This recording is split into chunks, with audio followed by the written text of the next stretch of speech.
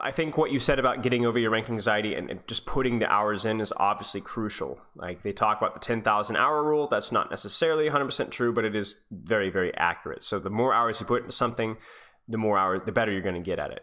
Now, the catch with that is that's not always 100% true. It also is reliant off of how the quality of those hours are. For example, it's pretty well known that a lot of the world's best musicians, when they're actually hard true practicing, they're only doing so for 3 or 4 hours a day tops. World's greatest violinists consciously, deliberately practicing 3 or 4 hours. Now, does that mean that they put down the violin and they don't touch it the rest of the day? No.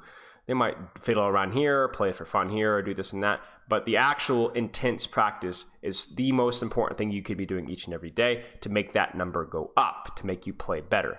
Now, that's why I'm so frustrated or tough on things like the tilt swaps and the Reinhardt swaps. Because as soon as you say tilt swap or I'm playing Reinhardt, then that's not deliberate practice, is it?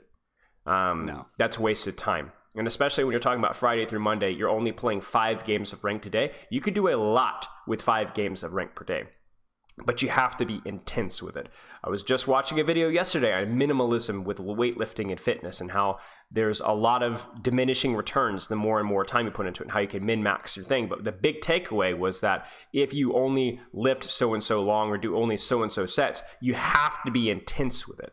So everything in life is like this, whether it's physical or psychological or mental, whatever, is if you cut down on volume, your intensity has to go up. And for you, the danger is that we have, whether it's your 5 games of comp, only a couple of games on Friday through Monday, or your 50 games of comp on Tuesday through Thursday, that the intensity isn't consistently there, whether you getting tilted, you're playing goofy heroes, or you just simply don't have actionable goals on that hero. Because that's the other thing. Deliberate practice has to be, this is what I'm working on. It doesn't necessarily have to be, I teach you how to use bubble better. That's what I'm working on. It could be as simple as I'm going to think about every engage I do. That's a very I wouldn't say vague, but it's a very not a specific goal, but it is a goal, right?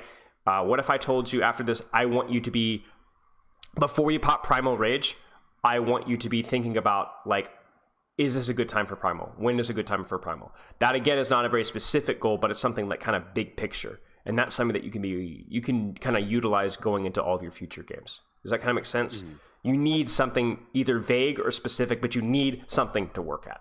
Do you have that right now is the question. No, I absolutely don't have a goal right now, other than to make the number go up. Okay, so then your VODing is a complete and utter waste of time, to be honest with you. You would be better off literally getting up, touching grass, or doing your Winston Juggalo practice. Because it's a waste of time. In fact, if anything, it's putting more time thinking about what has already happened and is no longer relevant, and so it's a waste of time. Now, you're going to have 2 roads you can divert to at this point. You can either stop VODing, or you can continue to VOD, and we can make it more productive than it is right now. And I'll leave that one up to you. Okay?